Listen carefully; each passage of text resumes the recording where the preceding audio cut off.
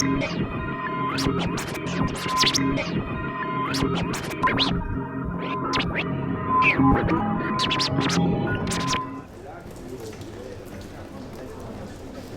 loi travail, LCAP, auto-entrepreneuriat, la Primo Label. La problématique de la loi travail, il faut rappeler aussi que c'est l'inversion de la hiérarchie des normes. Ça veut dire qu'on pouvait espérer il y a encore quelques années, y compris dans les accords sur les droits sociaux. Cette AG, elle est à l'appel de plusieurs organisations, donc le mouvement unitaire se reconstruit, se remet en marche, hélas. Enfin hélas, oui, hélas, parce qu'on aurait préféré faire autre chose, notre métier par exemple. Dans ces organisations, il y a la CGT Spectacle, le CIP Languedoc-Roussillon, le SINAVI Languedoc-Roussillon, le Syndéac qui devrait faire une apparition, mais il n'est pas encore arrivé, et bien sûr, je pense que les gens de Sud et autres organisations nous rejoindront, comme la Fédé des Arts de la Rue, etc. etc. L'ordre du jour, ça va être un peu ce qui nous tombe sur la gueule au niveau social, donc tant sur la loi travail que sur la loi sur la création artistique et patrimoine du ministère de la Culture, les annexes 8 et 10 bien sûr, et un plan global de ce qui se passe sur notre secteur d'activité quant à l'absence de politique culturelle, au plan de destruction massive des outils de travail, des projets de fusion qui ne seront pas pour le mieux 10 ans, soyons-en sûrs, et autres festivités, et les conséquences de toutes les lois dont je viens de vous parler sur notre secteur, pour les salariés du secteur. Voilà, donc on va commencer par la loi travail. La gravité de cette loi scélérate, elle mérite une grève générale. Je ne suis pas du tout quelqu'un qui crie grève générale tout le temps, ni autre chose. Je ne suis pas du tout, moi je suis un social-démocrate modéré. Je ne défends que des idées très ordinaires que toute la gauche a défendues pendant longtemps. Et là, ce qui nous arrive, ce n'est pas un écran de fumée, ce n'est pas une petite attaque, c'est une bombe thermonucléaire contre le Code du travail. Il faut que les gens comprennent que leur vie va être broyée. Leur vie intime, leur vie essentielle, leur vie au travail va être broyée. Et que c'est maintenant qu'il faut bouger. Si on est 800 000, 1 million, 1 500 000, 2 millions, nos chances de gagner, et chaque personne qui viendra se défendra elle-même. Parce que si elle ne le voit pas aujourd'hui, elle le regrettera dans 1 an, 2 ans, 3 ans, 4 ans. Mais il sera trop tard parce qu'on aura descendu toutes les marches et elles seront beaucoup plus dures à remonter. Donc la loi travail, c'est la fin de l'état de droit dans les entreprises, un code du travail par entreprise, une loi par employeur. Tous égaux devant la loi, c'est fini. Fin de l'égalité du citoyen au travail. La loi devient supplétive. On part du bas pour aller vers le haut. C'est la fin, c'est l'inversion de la hiérarchie des normes. Alors pour ceux qui ne savent pas trop, la hiérarchie des normes, on a le droit international, on a le droit européen, on a le droit national, on a le droit dans les accords de branche, les conventions collectives, jusqu'à l'accord d'entreprise. Donc là, on inverse tout. C'est l'accord d'entreprise qui prévaut sur tout. Donc depuis cette semaine, on diffuse dans les pôles emploi, les CAF, il y a des points d'info sur la ville, sur la loi El Khomri. Et on est là pour renforcer toutes les luttes qui vont en fait dans le sens d'une mobilisation contre la loi El Khomri. Donc on renforce les manifs intersyndicales, on essaie de renforcer les manifs étudiantes, les mobilisations étudiantes, et de renforcer aussi toutes les mobilisations qui iront dans ce sens. Donc je vous laisse des tracts, c'est une explication très brève de ce que c'est que la loi El Khomri, il y a nos rendez-vous derrière. Et on a mis en place une adresse mail qui s'appelle AG Interlude 34, qui permet aux gens de venir déposer toutes leurs actions de lutte qui souhaitent être renforcées. Et voilà, donc je vous remercie de votre attention et j'espère qu'on se retrouvera dans la rue très rapidement et éventuellement à nos AG. Voilà, merci.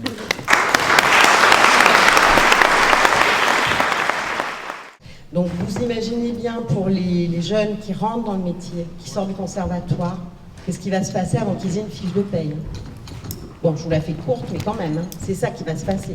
C'est qu'ils vont mettre des années et des années, si avec un peu de chance, un jour, ils en trouvent un, après 10 ans de travail non payé, ils auront peut-être la chance un jour d'avoir une fiche de paye. Donc vous imaginez la casse sur tout l'aspect social, les annexes évidemment, mais pas que, la sécu, etc., etc. Donc là, les employeurs ont dans les mains la capacité de dire toi t'es pro, toi t'es pas pro. Voilà. Juste pour dire que tout salarié de droit privé cotise dans un pot commun et que c'est ça qui est à l'heure actuelle qu'ils essayent de dézinguer pour qu'on capitalise sur un compte personnel surtout pour que ça soit moi, ma gueule et c'est tout. Et que c'est ça qui est complètement remis en cause, que ce pot commun, il s'appelle, si je ne me trompe pas, l'UNEDIC, et que les gens qui sont aux annexes, relevant des annexes, il y a 12 annexes cotisent en règle générale beaucoup plus, notamment les annexes 8 et 10 cotisent 2 fois plus que les autres. Voilà, et c'est accepté ça. Et on s'est avalé aussi des augmentations déjà en 2014 des taux de cotisation. Juste pour vous dire, donc moi je suis comédien, auteur, dramaturge, donc relevant des annexes 8 et 10, et journaliste, donc relevant de l'annexe 1. On a parlé des annexes 4. Depuis 1995, le nombre d'intermittents du spectacle qui se bat n'a pas diminué, a même un petit peu augmenté. Depuis 2014, le nombre de personnes relevant de l'annexe 4 a baissé de 18%.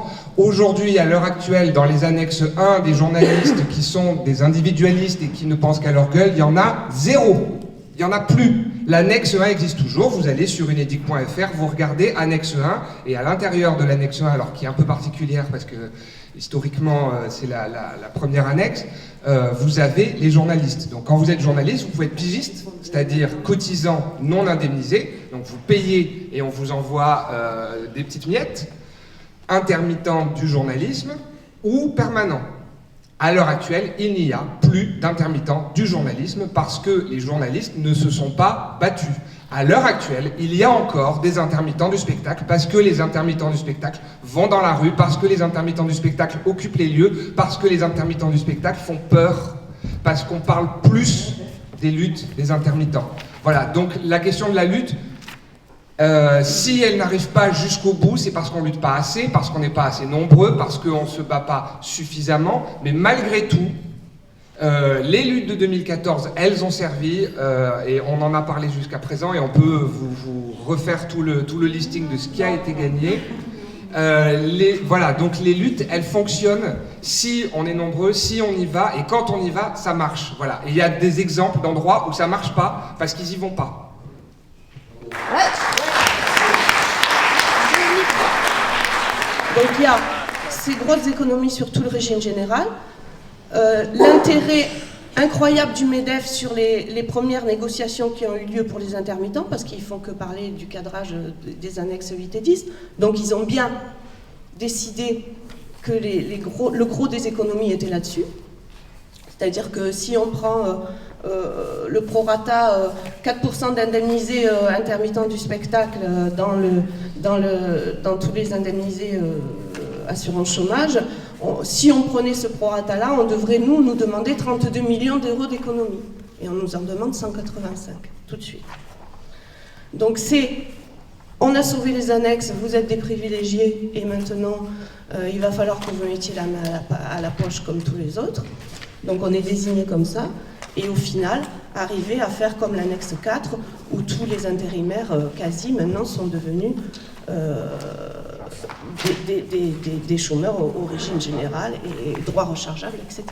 Donc le but du MEDEF, c'est bien de supprimer les annexes, ce qui est une attaque beaucoup plus grave qu'en 2014, parce que quand ils avaient crié haut et fort on va supprimer les annexes, tout le monde avait bougé, et que maintenant le gouvernement a sa petite auréole qui dit nous on a mis les annexes dans la loi Rebsamen, ça existe, donc on a sauvé les annexes 8 et 10. Et là-dessus on s'est fait avoir. En 2015, on a tout essayé pour que cette loi Rebsamen et ces phrases-là soient foutues à la poubelle, et on n'y est pas arrivé. On n'a pas été assez forts et nombreux, je pense, pour obtenir ça. Mais cette année, on ne va pas nous dire on va supprimer les annexes, mais à l'intérieur, elles sont bouffées. Parce qu'effectivement, ce truc de caisse autonome qu'on a annoncé depuis très longtemps, elle est maintenant effective. Parce que, je ne sais pas si vous comprenez, parce que le gouvernement commence à dire oui, nous, l'exception culturelle française, on adore ça et tout, on va s'occuper d'eux, et pourquoi pas, oui. puisqu'on aime nos intermittents, on mettra la main à la poche, très bien, on a déjà payé leur différé, on payera le reste. Mais c'est pas vrai. C'est un effet de communication. Voilà, ça va ça? Ouais, c'est pas mal. C'est juste. Et s'il le faisait, ça serait Donc, pas le moi, danger. il nous semblait que la première chose à demander, c'est l'exclusion du MEDEF de l'UNEDIC, et ensuite la séparation du MEDEF et de l'État, comme on le clame haut et fort, parce que le vrai problème, c'est ce putain de MEDEF. Le syndicat Sud Éducation, nous avions déjà au mois de mars 5 dates dans la date de mobilisation. Nous considérons que l'outil syndical doit se mettre au service de mobilisation. Donc nous sommes en grève aujourd'hui, nous sommes fabricants de banderoles aussi et colleurs d'affiches. Donc vous verrez un petit peu, on a fait des affiches ce matin, des petits A3 qu'on a collés un peu partout pour appeler à la manifestation de samedi matin à 10h30. Alors nous à Sud, on apprécie que modérément les manifs du matin parce qu'on aime bien faire des AG de grévistes le matin pour se parler. Vous dire également que nous, on essaie par nos petits moyens d'œuvrer pour la convergence des luttes. Et donc notre présence aujourd'hui à vos côtés le prouve. Il y a encore du boulot. La mobilisation dans notre secteur, elle se fait petitement, mais elle se fait. On a, nous, le handicap des vacances. Excusez-nous. Voilà, donc on va essayer de surmonter ce handicap et vous dire encore qu'on essaie de participer à tout ce qui est mobilisation, tout ce qui est AG pour œuvrer vers cette convergence qui, à notre avis, est la seule issue. Voilà, merci beaucoup.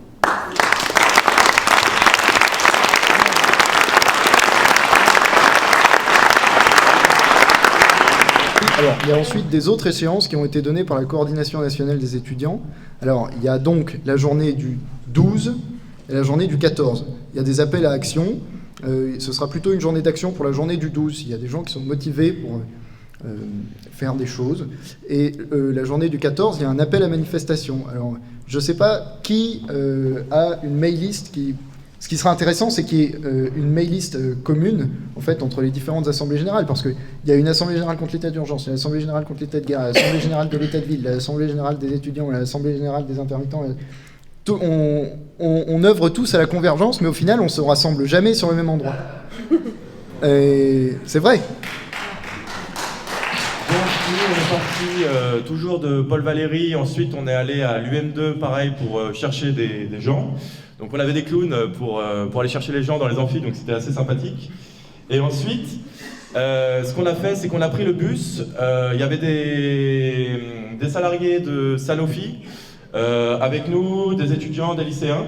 Et ensuite, on est allé débrayer d'autres lycées de centre-ville, donc Clémenceau, et ensuite Joffre.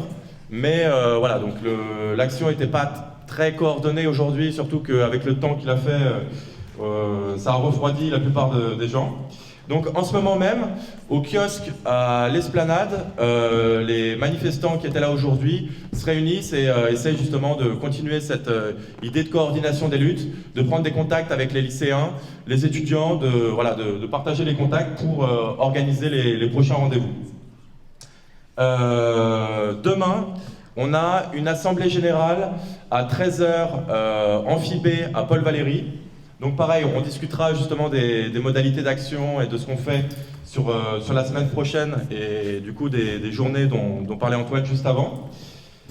Voilà, sinon donc samedi on sera présent, donc on va essayer éventuellement de faire un cortège étudiant samedi dans la manif, mais pour nous l'idée c'est aussi justement de pouvoir discuter avec notamment vous donc du CIP, LR et également les autres syndicats, etc. Donc voilà, n'hésitez pas à venir nous voir pour qu'on prenne des contacts, pour qu'on puisse continuer de s'organiser et voilà, de faire converger les luttes. L'UDEDIC gère les cotisations sociales sur l'assurance chômage. Au départ, je ne sais plus qui nous a sorti ça en 2014, mais c'est assez éloquent. Sur nos bulletins de salaire, à tous, il était marqué « salaire différé ». Le salaire différé, c'était les cotisations pour avoir droit à la caisse primaire d'assurance maladie, à l'assurance chômage, à la retraite. Salaire socialisé. Salaire socialisé ou salaire différé. Après, sémantiquement, ça s'est décalé, c'est devenu des cotisations, puis maintenant, depuis quelques années, on parle de charges. Et en fait, ces charges, c'est notre salaire, c'est ce qu'on a gagné sur nos heures de travail, qu'on redistribue dans un souci d'égalité, de solidarité nationale entre les différents travailleurs, les différents chômeurs, pour que tout le monde puisse vivre dans ce pays, avec des périodes de travail et des périodes de chômage. C'est un salaire redistribué, mais c'est le nôtre. C'est pas celui de l'UNEDIC, c'est pas celui du MEDEF. Et si on attend samedi pour dire qu'est-ce qu'on doit ramener samedi soir, ça va être compliqué. Donc là, ils nous proposent, les étudiants, de venir demain matin à 10h30 pour s'organiser pour samedi. 13h à l'AG. Si on veut faire vraiment quelque chose samedi soir et que ça bouge, parce que voilà, il y en a marre d'avoir le truc à la gorge, quoi. Si on veut que ça bouge samedi soir, on peut y aller demain. Moi, je suis pour qu'il y en ait demain. Demain, 13h. Demain, 13h. On aille à l'AG étudiant pour déclencher une AG commune. Ok.